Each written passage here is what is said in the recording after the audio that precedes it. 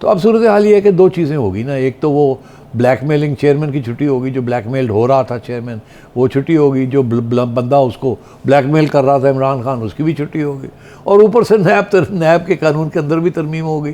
पहले कानून ये कहता था फरवा कि तुम्हें मैं पूछता हूँ कि तुम्हारे पास इतनी अच्छी कमीज़ें कहाँ से आती हैं, तुम्हारे पास पैसा कहाँ से आया ये कमीज़ें ख़रीदने का, इसका मतलब है कि तुम करप्ट हो। तो आज का जो कानून है वो ये कहता है कि आप मुझे पूछती हैं कि अगर मैं करप्ट हूँ तो आप प्रूव करें ना कि मेरे पास कोई पैसा आया कहीं जाली जगह से।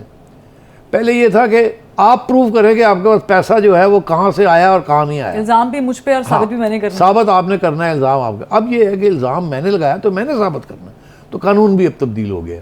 तो उस सूरत में इसीलिए भी आपने देखा कि 50 के करीब नैब के रेफरेंसेस जो लोगों के ख़िलाफ़ थे, जिसमें सीनियर पॉलिटिशियंस भी थे, नून लीग के और साबिक वज़ीर आज़म पीपीपी के, उनके खिलाफ जो रेफरेंसेस दायर किए गए थे उसमें यही था कि आप प्रूव करें कि आप चोर नहीं हैं।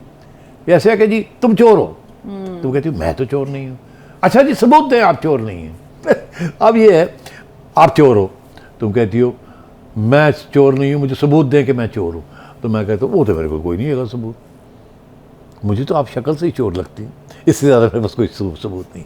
तो अब कानून भी बदल गया है, सियासी हालात भी बदल गए हैं, नैब के अंदर भी तब्दीलियाँ हो गई हैं। नवाज शरीफ साहब वापस आएंगे, जब वापस आएंगे तो उन्हें प्रोटेक्टिव बेल लेंगे, मरीम नवाज साहिबा साथ लेकर आएंगी, उनके फिर प्रोटेक्टिव बेल मिलेगी उन्हें, फिर वो अदालत में जाएंगे, फिर नैब को बुलाया जाएगा, नैब आएगी, नैब को पूछा जाएगा जी सबूत दें कि ये एवनफील्ड जो केस पैसे थे वो नवाज शरीफ के थे, और तो वो नैब के पास सबूत कोई नहीं है, तो फिर नवाज शरीफ साहब को ये केस ख़त्म हो जाएगा।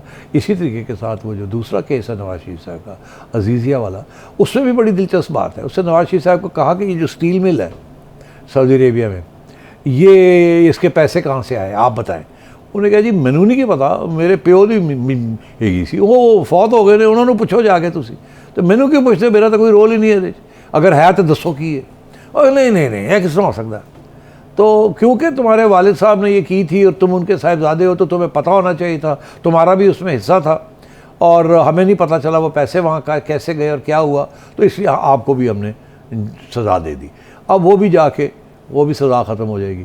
तो मियाँ साहब के ख़िलाफ़ अब 3 चीज़ें हैं। एक ये है उनकी डिस्क्वालिफ़िकेशन इकामा वाली, कि जी आपने एक इनकम थी आपके पास और वो इनकम आपने ली नहीं, मगर फिर भी नहीं भी ली तो दिखानी चाहिए थी कि आपने आगे जाके लेनी है, तो उसके ऊपर उन्होंने मियाँ साहब को डिस्क्वालीफाई कर दिया कि तुम सादिक और अमीन नहीं हो।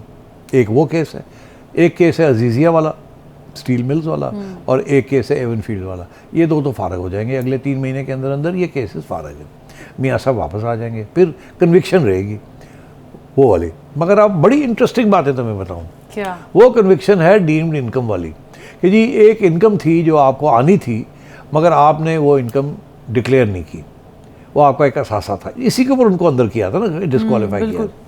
अब बड़ी इंटरेस्टिंग चीज़ है, FBI कहता है, ख़ुद कह रहा है अदालत के अंदर कि हाँ जी मानते हैं कि जो इनकम आपने अभी, फॉर एग्ज़ाम्पल रेंट है, आपके पास 2 घर हैं, आप एक घर में रहती हैं, एक घर आपने किराए पे चढ़ाया है, ठीक, और 1 साल के लिए वो किराए पे नहीं चढ़ा।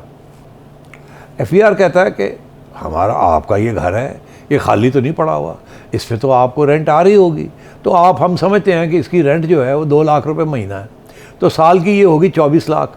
24 लाख के ऊपर हमने आपको 5 लाख का टैक्स लगा दिया। तो आप कहती है मगर मैंने तो किराए पे नहीं चढ़ाया। वो कहने लगे कमाल हो गया, अगर आप किराए पे चढ़ाते तो आपकी ये इनकम होती, अगर वो आपकी इनकम होती तो उसके ऊपर 20% टैक्स बनता है। तो ये भी अब हाई कोर्ट में चैलेंज हो गया है डीम्ड इनकम, कि ये इनकम आनी थी जो आई नहीं, मगर हम उसके ऊपर भी अभी टैक्स लगा रहे हैं, डीम्ड इनकम। तो वो भी मेरे ख्याल छुट्टी हो रही है, ये जो पोजीशन है डीम्ड इनकम की, इसके ऊपर भी क्लैरिटी आ रही है। 100% मैं आपको आज लिख के दे रहा हूँ कि वो जो डिस्क्वालिफिकेशन है वो भी चैलेंज होगी, और ये सुप्रीम कोर्ट को रिविज़िट करना पड़ेगा ये सारा केस, डीम्ड इनकम वाला केस और इकामे वाला केस। इससे बड़ी नाइंसाफ़ी इस मुल्क में नहीं हुई।